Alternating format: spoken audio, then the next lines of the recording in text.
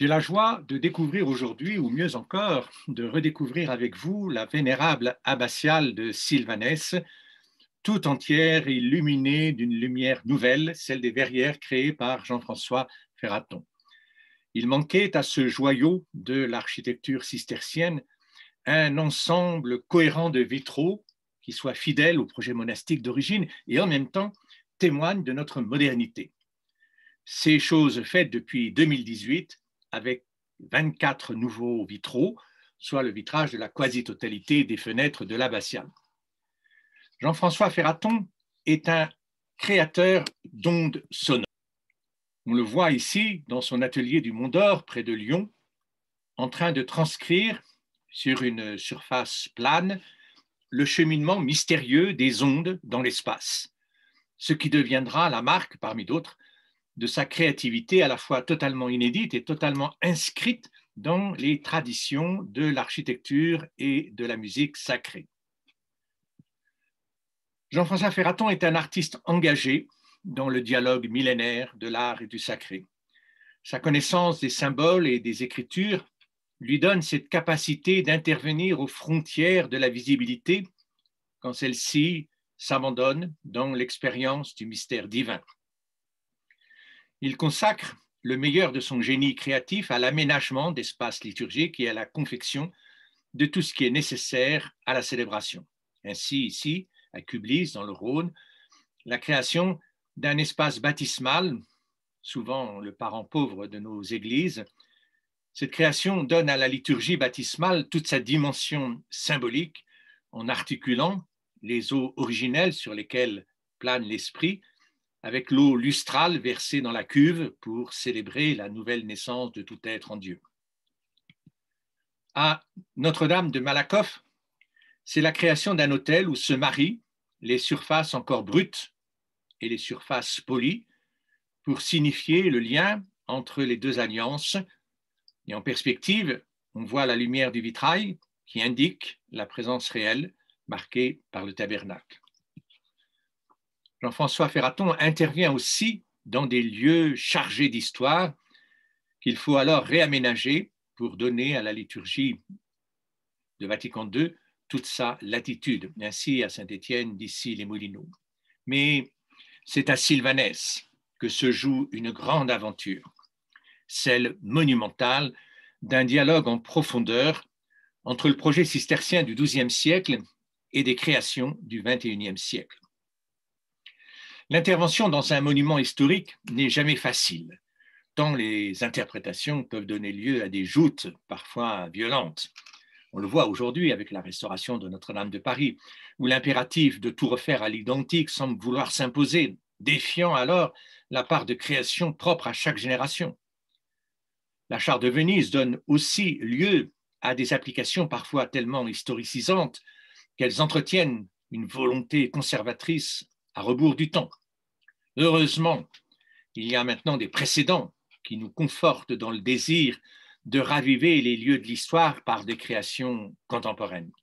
Ainsi, Jean-Pierre Reynaud à Noirlac, Pierre Soulages à Conques, et pourtant que de réactions hostiles au début, aujourd'hui peu compréhensibles. Aurélie Nemours à Notre-Dame de Salagon, Robert Maurice à Maglone, Raoul Hubac dans le chœur roman de Nevers et Viala, Rouen, Alberola, Honegger pour la partie gothique et tant d'autres encore. Il revient à Jean-François Ferraton d'avoir inventé un vitrail dont la lumière chante tout autant l'architecture que la spiritualité cistercienne sur l'air des techniques et des sensibilités contemporaines inédites. Il est vrai que l'art cistercien résonne aujourd'hui tout particulièrement dans notre sensibilité contemporaine. Nous avons en commun avec lui le même goût pour les matériaux bruts, la sobriété des expressions. Un même minimalisme exigeant s'épanouit dans les formes simples et fondamentales. Sans doute avons-nous besoin de retrouver nos origines premières alors que nous vivons dans un contexte d'abondance, visuelle en particulier, saturante et asphyxiante. Dans une église romane, nous aimons respirer à nouveau, loin du fracas d'une modernité consumériste, et entendre la voix pure qui nous appelle à notre nouvelle naissance. Même si ce goût pour la simplicité n'est pas systématiquement en vogue au Moyen Âge. Faut-il rappeler que les cisterciens s'opposent violemment au faste de Cluny. Mais nous aimons le Moyen Âge selon l'optique cistercienne. Et parfois, nous forçons le trait, comme sur cette couverture d'un ouvrage célèbre de Georges Duby sur l'art cistercien, qui montre l'abbatiale de Conques, relativement aux antipodes de l'austérité des moines blancs. On imagine mal le culte si populaire de Sainte-Foy à Clairvaux et des chapiteaux chargés de monstres à deux têtes si abondants dans les tribunes de Conques et si décriés par Saint Bernard. Mais revisitons Sylvanès avec Jean-François Ferraton et vivons l'aventure joyeuse et inédite des heures liturgiques au gré des nouveaux vitraux.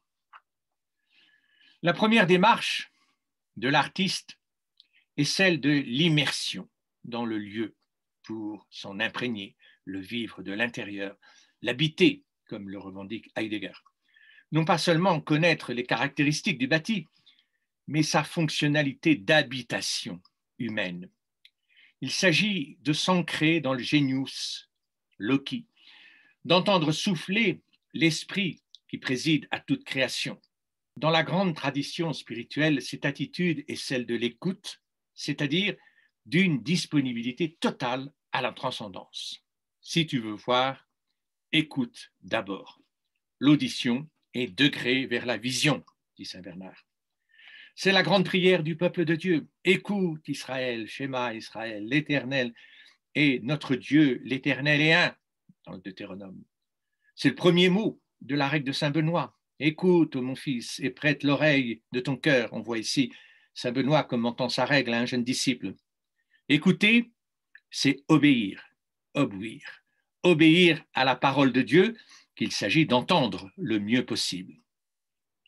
Ce temps de l'écoute, c'est aussi le temps du silence pour que la réception soit bonne. L'architecture cistercienne favorise particulièrement les conditions de l'écoute. On verra combien la construction valorise tout particulièrement la circulation des sons. Favoriser la réception, c'est l'objectif des moines cisterciens bâtisseurs. Il y a donc un temps pour écouter et ensuite un temps pour voir. L'écoute de la parole prépare la vision. On peut dire que le temps de l'écoute, c'est le temps de l'Ancien Testament, que le temps de la vision, c'est celui du Nouveau Testament. Jésus dit, viens et vois. La pierre permet d'édifier l'édifice propice à la diffusion de la parole et par voie de conséquence à la diffusion de la lumière qui vient donner à la parole son statut de révélation. Il y a donc une corrélation étroite entre les conditions optimales de l'écoute et la diffusion grandiose de la lumière. C'est à cet objectif que Jean-François Ferraton s'est employé, comment porter l'acoustique exceptionnelle de Sylvanès à son degré de lumière le plus sublime. Ce temps de l'écoute, c'est aussi le temps de l'observation de la nature, afin de trouver le meilleur endroit pour implanter la maison de Dieu. En 1136, Ponce de Léras élit domicile dans cette vallée étroite du Cabot, bien loin des villes et même des lieux fertiles. Il veut se retirer du monde pour se consacrer à Dieu. Il avait pourtant un bel avenir de seigneur devant lui. Il commence sa vie de façon plutôt jouissive et exubérante, n'hésitant pas de s'adonner à toutes sortes de mauvais coups. Mais voilà que vers 1115-1117, il décide de changer complètement de vie, comme Bernard de Fontaine avec ses 30 compagnons, comme plus tard Charles de Foucault, comme tant d'autres fous de Dieu à toutes les époques. Fuyez et sauvez vos âmes. Vous trouverez bien plus dans les forêts que dans les livres. Les arbres et les pierres vous enseigneront bien plus que tous les maîtres. Voilà le conseil de Saint Bernard, qui lui-même choisit la solitude de Cîteaux pour se faire moine, c'est-à-dire devenir cet être entièrement unifié pour Dieu. Après avoir cherché sa voie par de nombreux pèlerinages et des visites de plusieurs familles religieuses, dont les Chartreux, Ponce de Léras, avec 6 compagnons, rejoint la toute nouvelle famille cistercienne. Il jette donc son dévolu sur ce fond de vallée retirée où les sylves boisées sont encore souvent impénétrables et bien sombres. À vrai dire, les bonnes terres sont déjà prises par d'autres religieux, d'autres moines, tunisiens le plus souvent, implantés depuis plus longtemps. Il faut bien voir que la nature est hostile par définition et qu'il s'agit de la transformer pour en faire un lieu d'hospitalité à l'amour de Dieu. On pouvait lire sur le fronton de la domerie d'Aubrac cette phrase du Deutéronome. Car la portion de l'Éternel, c'est son peuple, Jacob et sa part d'héritage. Il l'a trouvé dans une contrée déserte, dans une solitude immense aux effroyables hurlements. Mais l'Éternel l'a entouré, il en a pris soin, il l'a gardé comme la prunelle de ses yeux. Se retirer dans un désert, non pour mourir, mais pour vivre de Dieu seul. Voilà l'immense labeur des moines, faire de cette nature qui est notre nature, dans ce qu'elle a de plus sauvage, un lieu d'élection pour la prière, la louange, la conversion de tout l'être. C'est pourquoi les constructions expriment, par le soin extrême de leur édification, la beauté du choix divin à l'égard des hommes et par voie de conséquence, le désir des hommes de répondre à cet appel. Jean-François Ferraton, en poursuivant le travail des moines bâtisseurs des origines, contribue à faire d'une maison de pierre naturelle une maison de lumière divine. C'est toute la transformation des pierres sauvages en pierres lumineuses. Les moines qui suivent la règle du nouveau monastère vont donc transformer les handicaps de la nature en atouts, en préférant plutôt l'artisanat à l'agriculture. L'installation d'un monastère près d'un cours d'eau permet de disposer d'une énergie propice au travail de la forge, la transformation des ressources naturelles en produits appréciés sur les marchés des villes.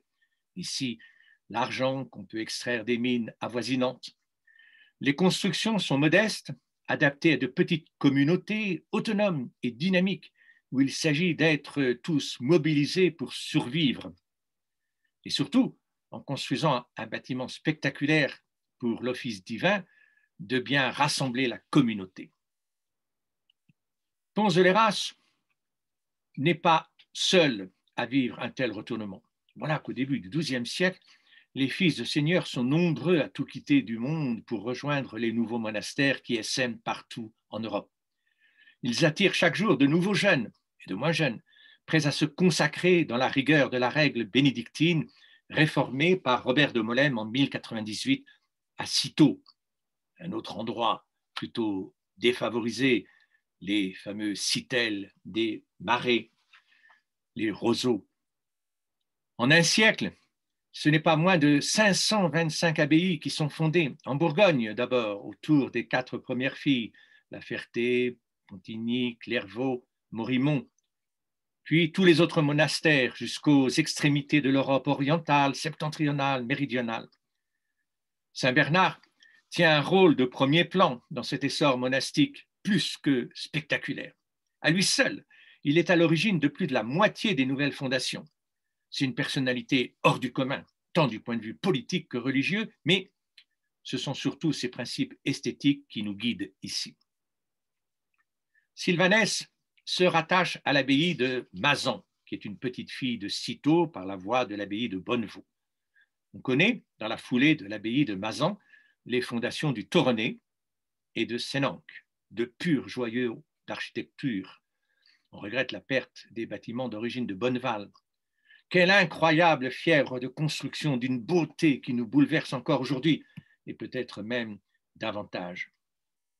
Une telle émulation confirme le soin exceptionnel avec lequel les moines ont bâti leur monastère. La construction actuelle date de 1150, l'âge d'or roman. Et vous verrez par vous-même que l'on peut tirer du miel des pierres et de l'huile des rochers les plus durs. Sylvanès revient de loin. Elle aurait pu finir comme Mazan, aujourd'hui ruinée. La décadence paradoxale, comme le fruit d'une trop grande réussite matérielle sans doute, commence assez tôt, dès le XIIIe siècle. La commande n'arrange rien. La Révolution cueille un fruit blé, une coquille vide. L'abbatiale n'est sauvée que parce qu'elle devient église paroissiale en 1801. Mais le reste des bâtiments sont peu à peu démantelés ou transformés en étables ou bergeries. Les ailes ouest et sud ont disparu. Il reste un petit côté seulement du cloître. Mais heureusement, l'église nous parvient dans son intégralité avec très peu de transformations, ce qui nous réjouit évidemment, même si cette conservation miraculeuse est plus due au déclin qu'à la prospérité spirituelle. Le véritable renouveau de Sylvanès commence avec l'arrivée du frère dominicain André Gouze, un enfant du pays, dans les années 1975, avec Michel Volkovitsky, devenu maire de la commune, et Christiane Roquerolles, présidente des Amis de Sylvanès. Ils vont ressusciter la vieille abbaye autour d'un projet liturgique et musical d'envergure exceptionnelle, internationale. Aujourd'hui, centre culturel de rencontre, elle bénéficie d'un label national, européen, et l'abbatiale et tout l'ensemble du site revit. Il faut vivre une nuit pascale à Sylvanès pour comprendre combien la naissance de la lumière est le signe le plus éclatant du message chrétien. La lumière naît d'une attente, d'un désir. Le peuple de Dieu qui cheminait dans les ténèbres a vu se lever une grande lumière. Sylvanès a été construite pour célébrer la venue de la lumière sur notre terre encore informe. Quand la lumière surgit précisément au terme de la nuit, c'est comme la venue de Dieu au milieu des hommes. Jean-François Ferraton n'a pas manqué de vivre l'intensité des veillées pascales à Sylvanès. C'est au creux de cette nuit très sainte que son projet de vitrail va émerger, car il s'agit de célébrer avec le plus grand art la venue de la lumière divine sur terre. Élevons notre cœur. Rendons grâce au Seigneur notre Dieu.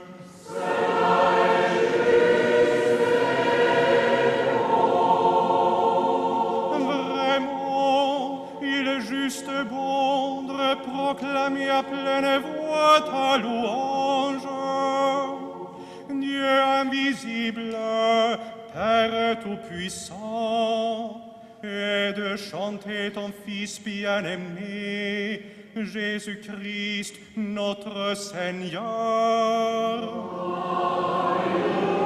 C'est lui qui a payé pour nous la dette encourue par Adam, notre Père, et qui a détruit en son sang la condamnation de l'ancien péché.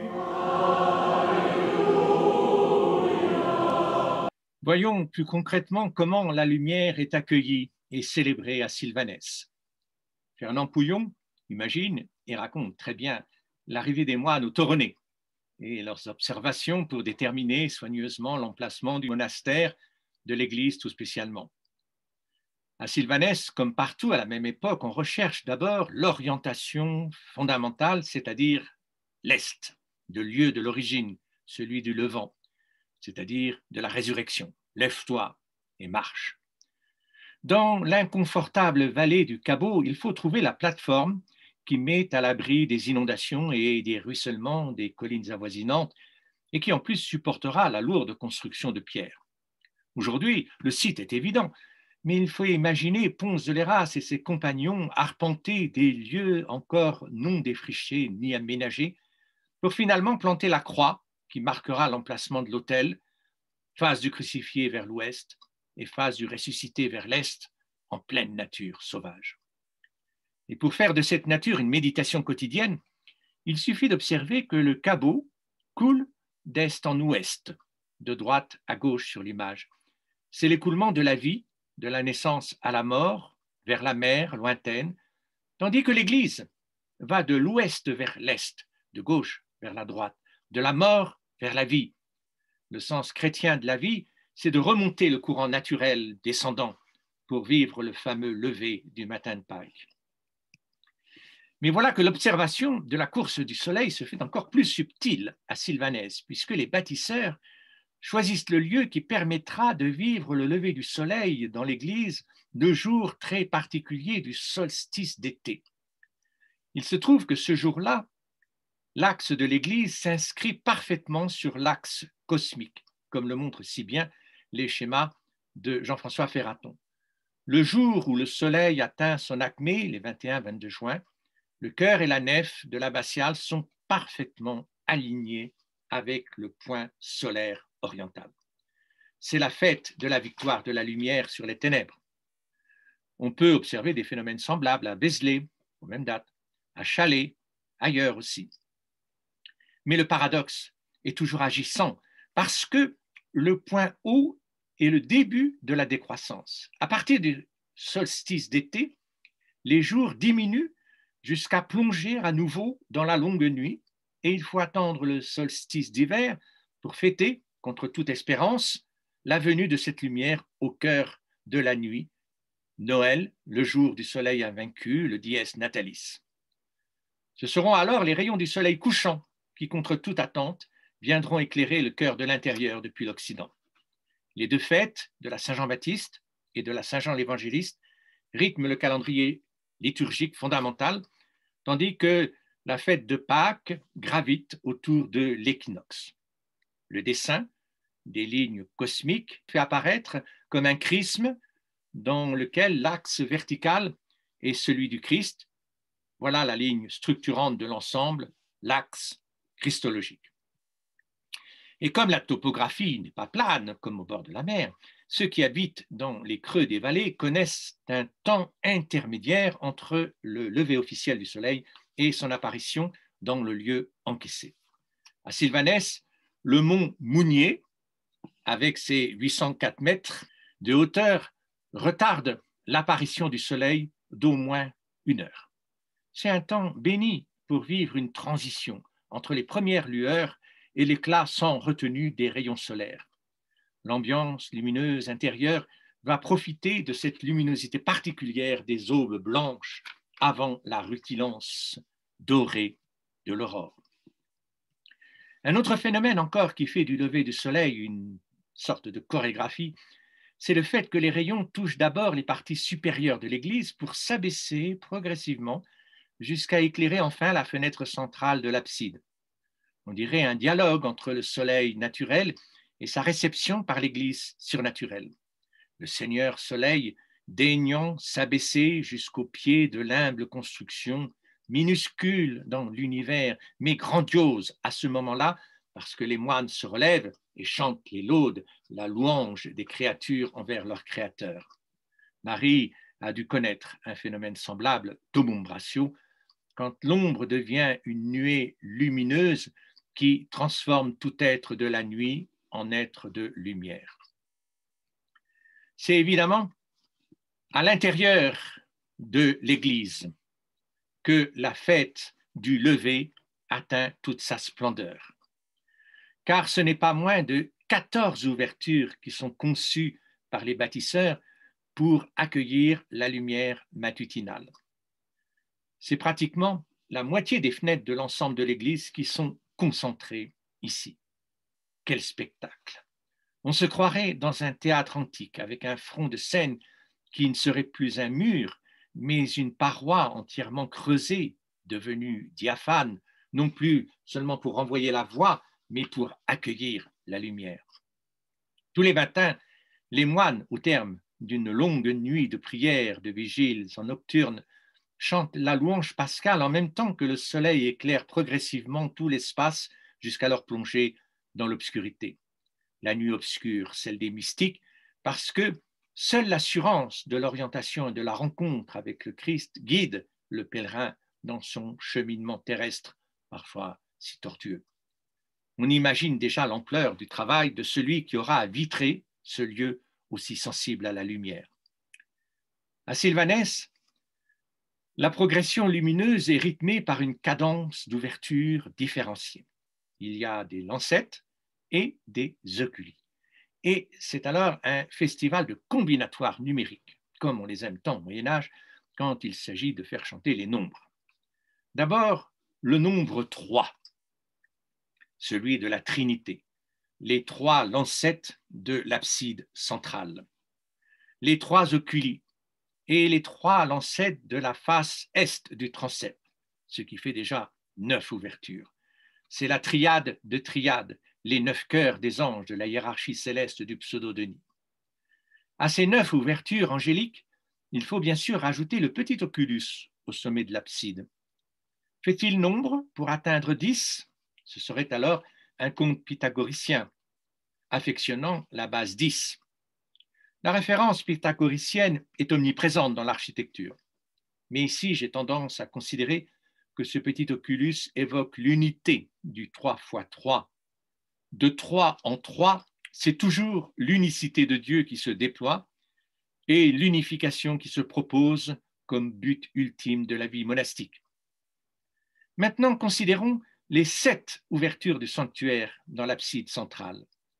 Merveilleuse gamme lumineuse des 7 notes de la gamme, désormais bien établie depuis les travaux de Guido d'Arezzo, largement cités par saint Bernard. 4 lignes suffisent pour distinguer les tons et les demi-tons.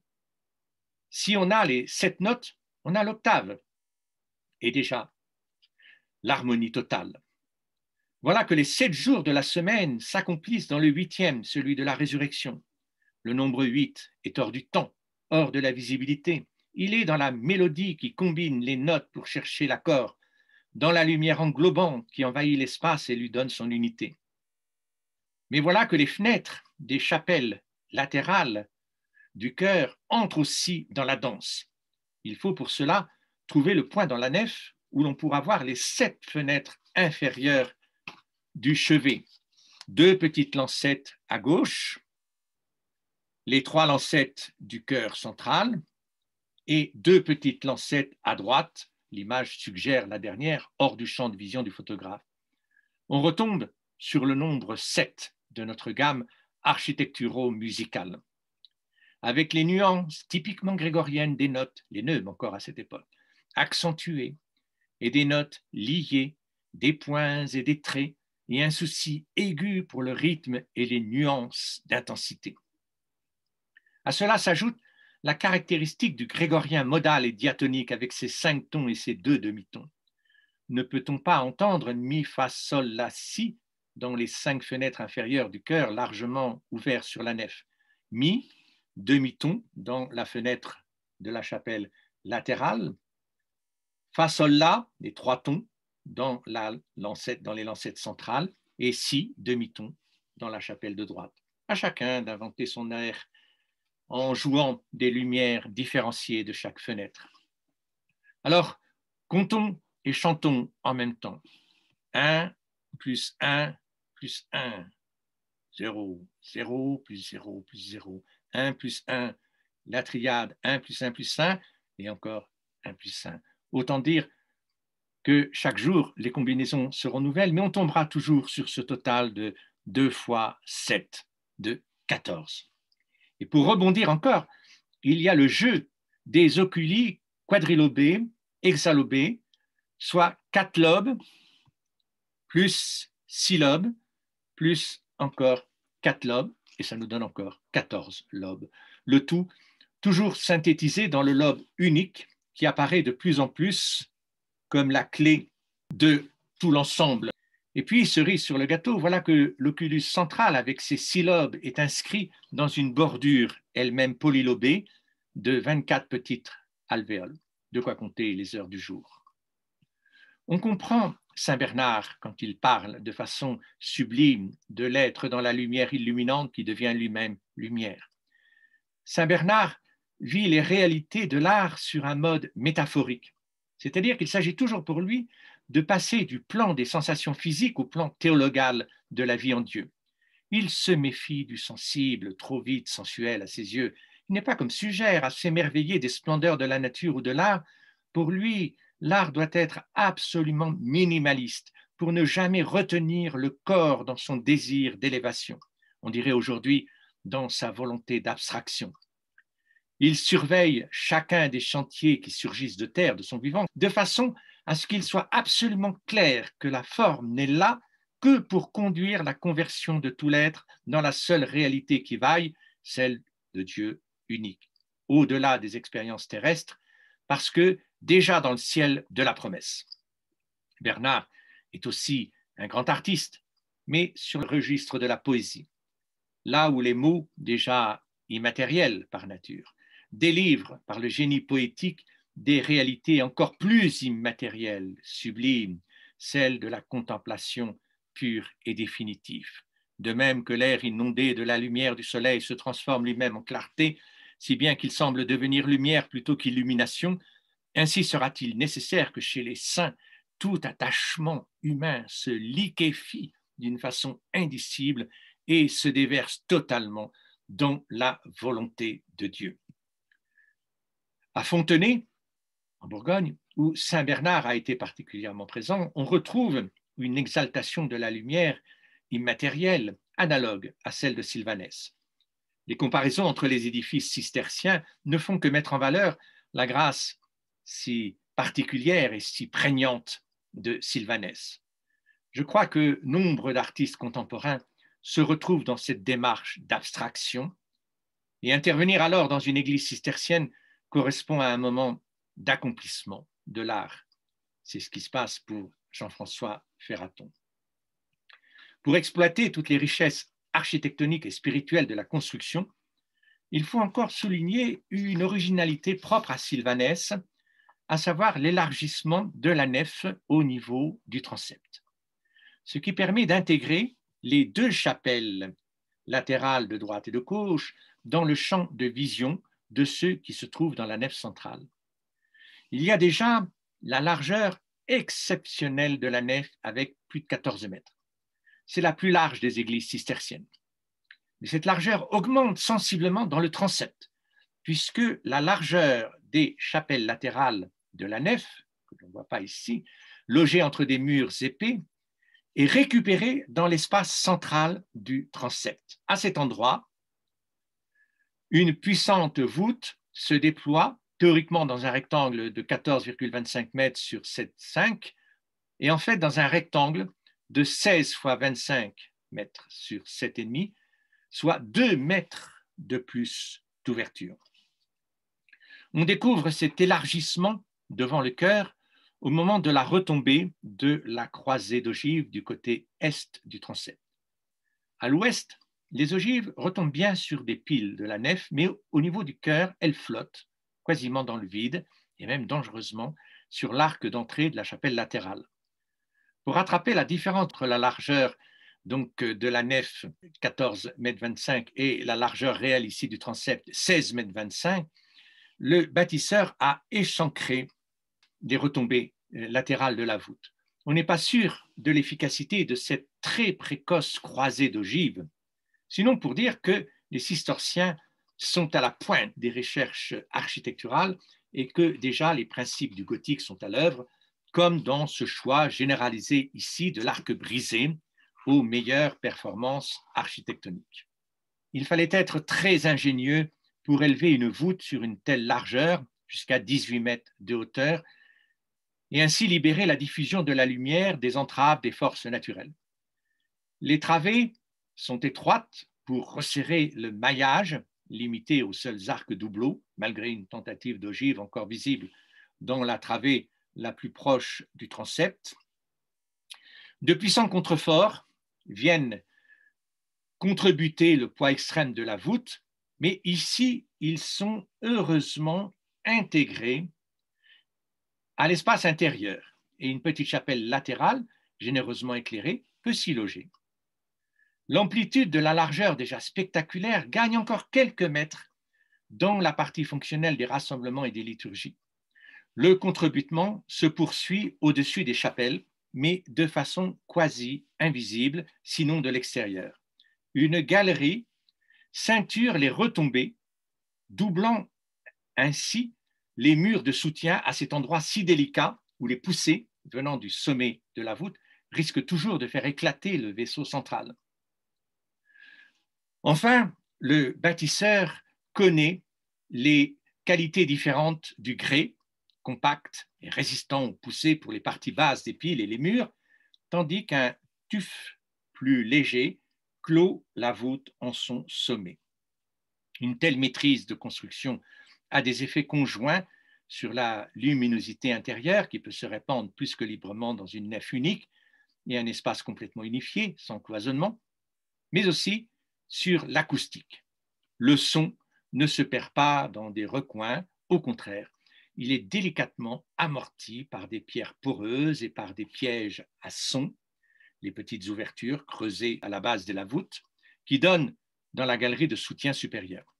Que de performances architectoniques pour que les moines puissent chanter la louange divine dans la lumière.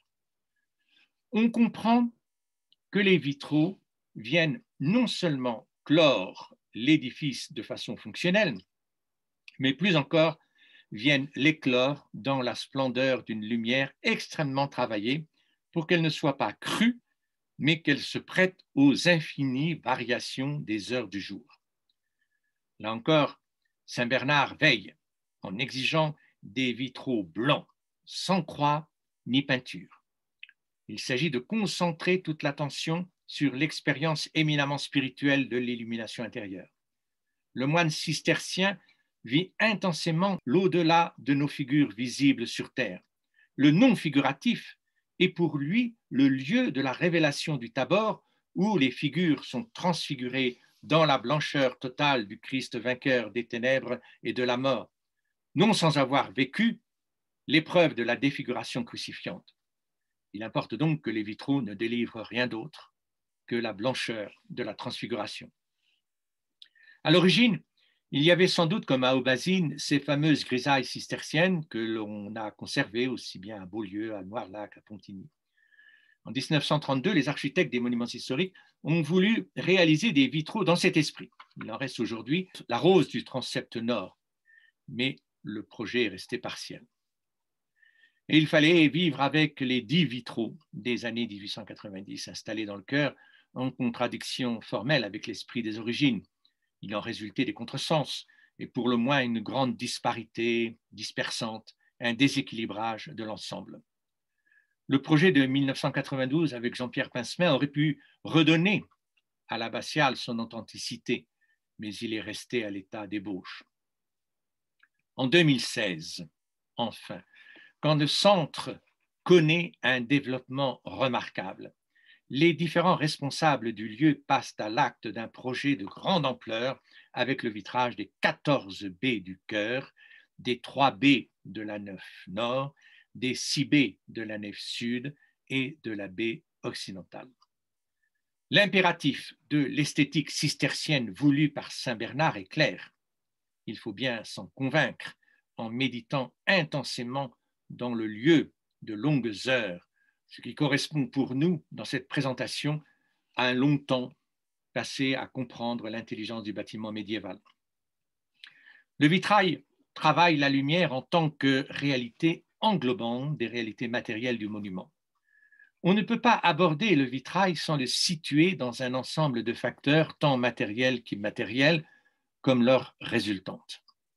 Le vitrail fonctionne comme une technique, bien sûr, mais ses effets excèdent la technique pour donner lieu à une manière de vivre dans une lumière donnée, transformée et reçue. Comment renforcer l'expérience de la lumière générée par les ouvertures de l'abbatiale, la rendre plus consciente, plus féconde, plus communicative? Voilà les questions soumises au créateur de vitraux à Sylvanès en particulier. C'est bien en effet l'interprétation de l'architecture qui m'a inspiré, avec une attention particulière au sanctuaire et au transept, nous dit Jean-François Ferraton. L'essentiel de son intuition part du fait que le bâti génère des ondes sonores qui sont aussi des ondes visuelles. Les formes de la construction informent les formes des réalités plus immatérielles, comme la sonorité et la luminosité. À la manière d'une matrice, les pierres assemblées selon le génie cistercien engendrent, formatent, informent tout ce qu'elles contiennent. Les qualités acoustiques de Sylvanès ne sont plus à démontrer. Elles résultent effectivement des formes du bâti, d'une harmonie exceptionnelle, mais propre aux constructions cisterciennes. En suivant le tracé des lignes géométriques de la construction, l'artiste a recueilli le tracé des ondes sonores qu'il s'efforce alors de traduire en ondes visuelles. En intégrant dans le schéma architectural les positions du maître de chœur et celles du célébrant à l'autel, les points P1 et P2, le cercle céleste inscrit dans le carré terrestre mute en mandorle ovoïde. De cette observation découle l'information des lignes qui structurent tant le bâtiment que la parole et que la lumière, et qu'il s'agit maintenant de conduire jusque dans la plénitude des correspondances entre les matérialités et les immatérialités. C'est par l'obéissance, c'est-à-dire l'écoute et la compréhension des formes visibles, que Jean-François Ferraton a conçu ces vitraux. L'accord entre l'expérience sensible et l'expérience de la transcendance est pour Saint-Bernard le dépassement de la première dans la seconde. Et ce dépassement demeure la clé de l'architecture cistercienne. Les formes premières, terrestres, trouvent leur sens par le travail de la métaphore poétique dans l'expérience de l'amour divin. Non plus le cercle pour lui-même, mais le cercle en tant que métaphore de l'amour. Qui aime l'amour. Or, aimer l'amour forme un cercle si parfait qu'il n'y a aucun terme à l'amour. D'où le passage de la finitude humaine à l'infinitude divine. D'autres lignes surgissent en fonction de rapports harmoniques multiples bien connus des pythagoriciens. Les diagonales, comme des lignes simples portées au carré, génèrent des nombres harmoniques, ici proches du nombre d'or, mais plutôt ceux appelés rapports géométriques, comme dans un rectangle dont les côtés mesurent 3, 4, 5 unités. Du triangle rectangle, on passe au carré, puis au rectangle, puis au pentagone, puis à l'hexagone, et on finit par l'octogone de la perfection absolue, car si proche du cercle englobant et englobé. Ces schémas géométriques deviennent, dans l'atelier du Mont d'Or, les formes qui informent les compositions du vitrail. Elles gardent la mémoire des pierres et des sons. Les voilà, ces ondes lumineuses, imprimées au cœur du verre, comme si les lignes mélodiques des chants recueillis et répercutés par les voûtes de l'abbatiale s'étaient déposées sur la surface du verre à la manière des rides ondulées sur le sable laissé par la mer quand elle se retire. 3 parties structurent la plaque de verre incolore. Au centre, ce que Jean-François Ferraton appelle l'esprit, celui des origines, incarné dans le chant des moines, on trouve les fameuses ondulations sonores devenues visuelles. Dans la partie médiane, une bande lisse épouse la forme de la fenêtre et fait transition, l'âme. Enfin, une grande zone latérale encadre l'ensemble, le corps. 3 formulations d'une réalité lumineuse, diversifiée et unifiée.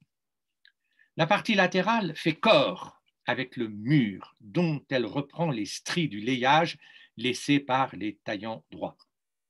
Un même motif assure la liaison entre la surface opaque et la surface translucide.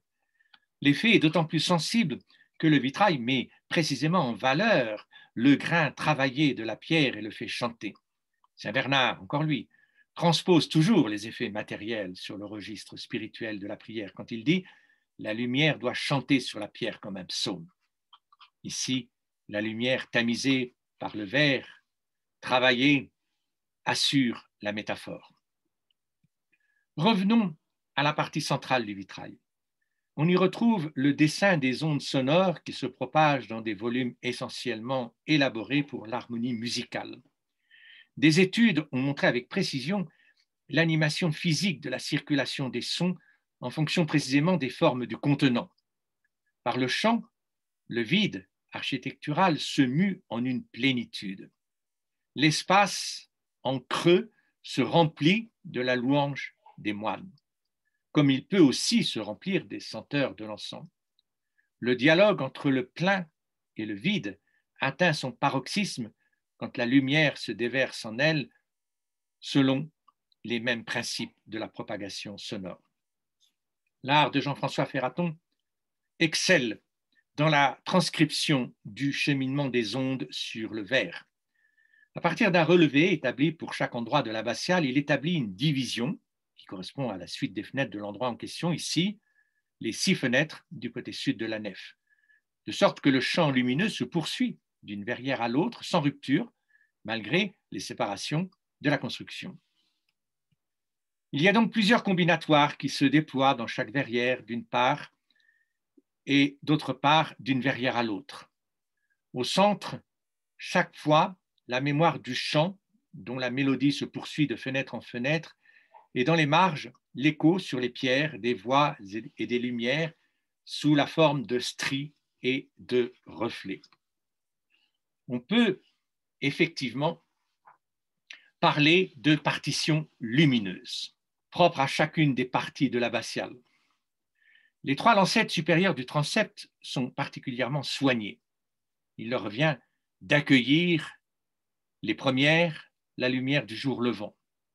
Elles éclaireront en direct un bref moment la voûte du transept dans toute son ampleur et révéleront ce qui, le reste du temps, fonctionne comme le berceau sommital et discret de toutes les musicalités.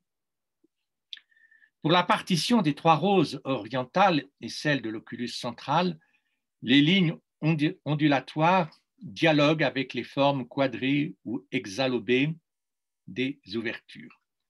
Les lignes mouvantes sont ascendantes et descendantes de part et d'autre de la rose centrale, à l'intérieur de laquelle s'agitent des lignes tournoyantes et rayonnantes. La forme circulaire, structurante et récurrente de l'architecture est ici plus nettement affirmée et rappelle que les ondes ne se perdent pas dans un espace aux limites vagues, mais que les contours de l'architecture renvoient tout ce qui l'atteint au centre de tout. Les 7 fenêtres inférieures du chevet proposent un développement remarquable de cette musique ondulatoire. On sent une belle progression des extrémités vers le centre. L'effet pyramidal accompagne le geste de l'élévation eucharistique. La mise en lumière de la musique se poursuit sur le côté septentrional de la nef, seulement 2 fenêtres si on compte une fenêtre pour le bras du transept nord. Les 3 travées occidentales de la nef ont perdu leur fenestrage du côté nord du fait de l'installation d'autels avec des retables baroques. Il y a un risque de déséquilibrage des sources lumineuses. Il est vrai que les ouvertures du côté nord apportent moins de lumière que celles du flanc sud. Il reste la partition de la façade occidentale, complètement modifiée par rapport à l'oculus qui devait exister à l'origine. Le creusement d'une fenêtre de style gothique avec 3 lancettes étroites surmontées d'un ensemble de 3 roses polylobées dès la fin du XIIIe siècle apporte énormément de lumière, en particulier dans les parties hautes du voûtement, jusque-là laissées dans une semi-pénombre. C'est l'occasion de proposer un dessin plus ample, comme si la lumière se dilatait dans le moment du couchant. Mais le maintien de la formule stylistique confirme l'unité de la réalisation des 24 verrières et atténue la discordance de fenêtres gothiques dans un ensemble roman. La pose d'un orgue de grande qualité de 4600 tuyaux en 1997 ne répond sans doute pas aux prescriptions liturgiques des cisterciens, mais donne au centre culturel de Sylvanès un potentiel musical exceptionnel. La mise en place d'un buffet monumental limite la trop grande quantité de lumière à cet endroit et apporte une conclusion en point d'orgue au programme des vitraux réalisés par Jean-François Ferraton. Regardons de plus près la fabrication des ondes si caractéristiques des vitraux de Sylvanès. C'est un long travail de gravure sur bois à l'aide de gouges et autres ciseaux à bois. On retrouve les gestes des graveurs des premières impressions à l'origine de l'imprimerie. Il y a toute une poésie de la transformation des creux en plein lors de l'impression de ces matrices sur une matière souple. Le transfert d'une forme en creux dans une forme en relief relève de l'activité traditionnelle de la typologie, c'est-à-dire de la complémentarité entre une forme négative, tout en promesse, et son effectuation dans une forme positive. C'est l'image du passage des promesses vétérotestamentaires à leur réalisation néo-testamentaire. Pas moins de 40 xylographies sont réalisées dans une taille puissante, produisant des reliefs très accentués de 10 mm de profondeur. La conservation de ces matrices permettra des remplacements de verrières cassées pour une cause ou pour une autre, dans la fidélité du projet originel. Mais indépendamment de ce souci opportuniste, il y a toute une poésie de ces planches gravées qui racontent l'envers en négatif des vers de lumière.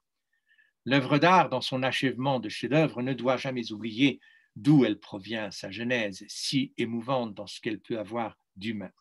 Une fois gravées les matrices, il faut les appliquer sur un plâtre réfractaire qui servira alors de moule pour l'obtention du verre définitif. Le plâtre, encore tendre, subit l'empreinte et durcira ensuite sous l'effet de la chaleur. Il faut aussi penser à la bande lisse qui sépare les différentes parties de la surface vitrée. La gravure des parties latérales est plus souple, à l'aide d'un rouleau, d'une spatule pour les finitions.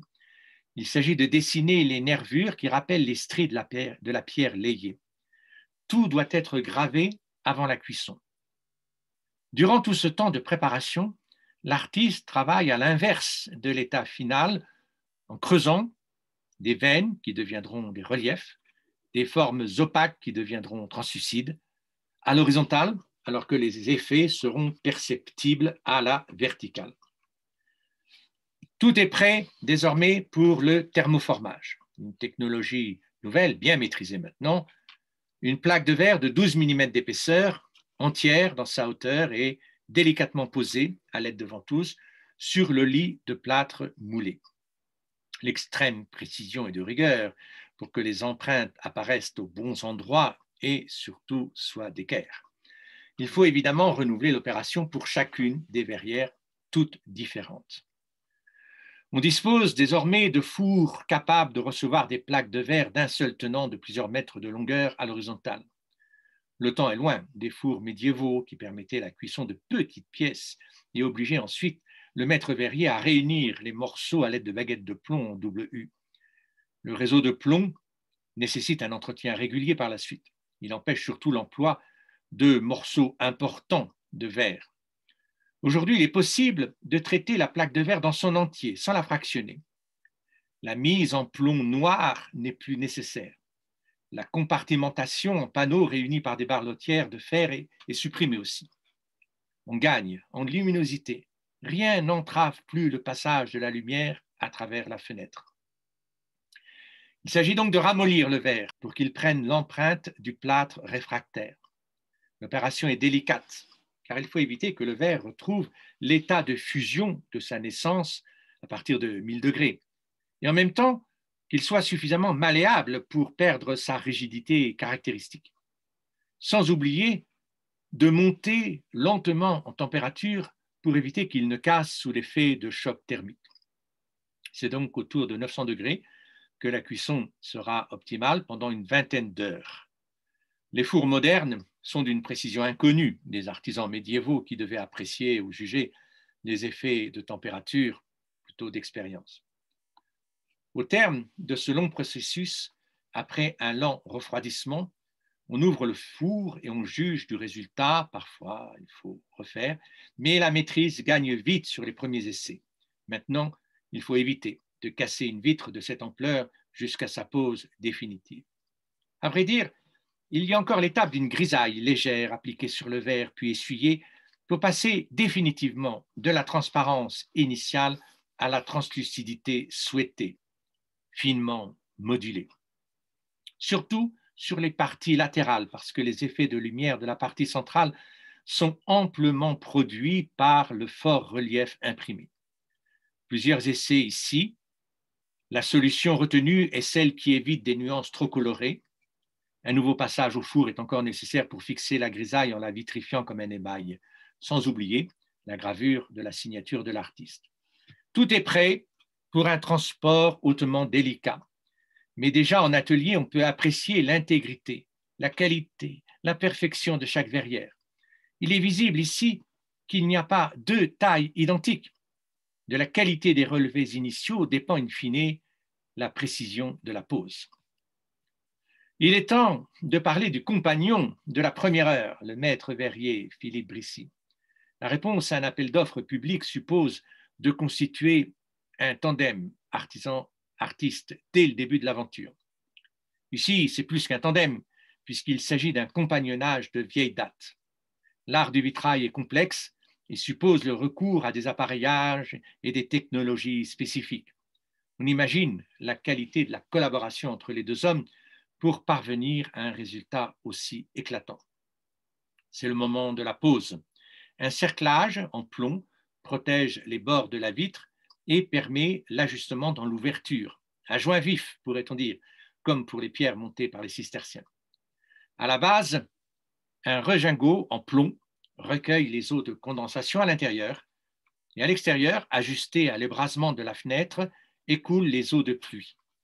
Une ferrure assure le maintien définitif du vitrail. Maintenant, il faut aller à Sylvanès et vivre la lumière brassée, animée, filtrée, déversée, pulsée par les vitraux au rythme des heures. Tout le travail de gravure, de thermoformage, de grisaille donne une densité au verre.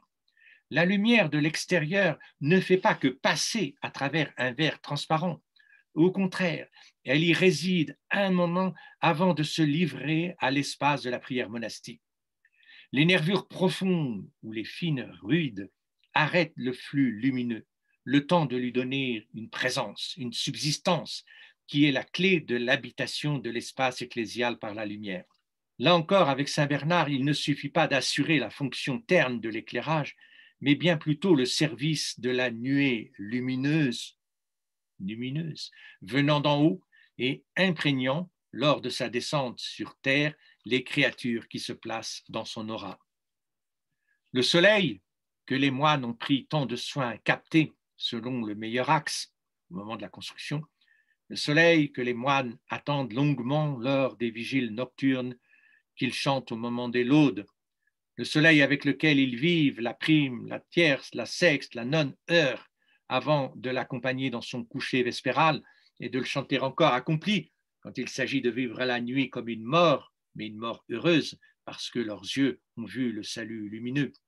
Le soleil, donc, dialogue avec les moines en prière en faisant chanter les verrières à chacune des heures, tantôt grises, tantôt dorées, tantôt blanches ou diversement éclairées, avec de curieux contrastes entre les parties éclairées précisément et les parties dans l'ombre. Les verrières déclinent ainsi les infinies nuances du jour. Ce ne sont jamais les mêmes impressions, les mêmes effets, en fonction non seulement des heures, mais aussi de l'endroit où l'on se trouve dans l'abbatiale. L'enchantement, même les jours de pluie ou d'hiver, est toujours là. Chaque jour, chaque heure, l'illumination est nouvelle, inédite, intense. Encore fallait-il des vitraux bien blancs, capables d'interpréter sans préjuger de couleur le langage solaire et de le communiquer aux nouveaux chercheurs de lumière d'aujourd'hui qui ont pris le relais des moines d'hier. Quelques effets plus rares surprennent les plus insensibles, comme les lueurs de la pleine lune ou l'éclairage de la verrière axiale de l'intérieur lors du soleil couchant très bas du solstice d'hiver qui arrive jusqu'au cœur. Décidément, même le moment de l'ensoleillement minimal délivre le message de la résurrection au cœur de la mort hivernale. Sylvanès a conservé quelques grilles de fer forgé pour protéger les vitraux de l'extérieur et en a créé de nouvelles identiques. Elles entrent aussi dans le concert des lumières à leur manière, du dedans comme de dehors. Je ne puis plus parler. Il faut aller à Sylvanès, déambuler à l'intérieur comme à l'extérieur, le jour, la nuit, au petit matin, le soir, apprécier toute la subtilité du programme vitré magnifiquement sollicité par la structure diaphane de l'architecture. Et là-bas, chanter avec la lumière, le plein chant des origines, comme les airs de tous les pays, avec tous les instruments possibles lors des grandes manifestations culturelles et liturgiques. La deuxième naissance de la lumière surgit donc au terme d'un long processus de genèse, d'une patiente habitation des lieux, d'une disponibilité de tout l'être à l'écoute de la parole. La radiance ne se perçoit pas directement, pas plus que la pulsation. Elle se donne à voir les yeux fermés par contemplation intérieure, après avoir suffisamment attendu, les yeux ouverts, concentrés et attentifs au bruissement du temps qui passe dans la lumière. Un ou une aveugle peut en avoir une image juste et nourrissante. L'archétype de la lumière est donné à tout être vivant. Oui, c'est tout le paradoxe de la vision mystique. Après avoir écouté, reçu la parole, Construit l'édifice, il est donné de voir. Mais comment voir la lumière sinon en étant dans la lumière, pris par la lumière, devenu lumière soi-même? Je ne peux que vous conseiller, en attendant de venir chanter La lumière de Sylvanès, de lire l'ouvrage sans lequel je n'aurais rien pu dire de Jean-François Ferraton aux éditions Invenit de Lille. Vivre dans la lumière des lieux où souffle l'esprit, c'est déjà entendre la parole de Paul. Étant enraciné et fondé dans l'amour, vous serez capable de comprendre avec tous les fidèles quelle est la largeur, la longueur, la hauteur, la profondeur, et connaître l'amour de Christ qui surpasse tout ce qu'on peut connaître. Alors vous serez comblés jusqu'à entrer dans la plénitude de Dieu. Parole à laquelle fait écho Saint Bernard, qu'est-ce que Dieu? Il est tout à la fois longueur, largeur, hauteur et profondeur. Il y eut un soir, il y eut un matin, premier jour d'une très longue série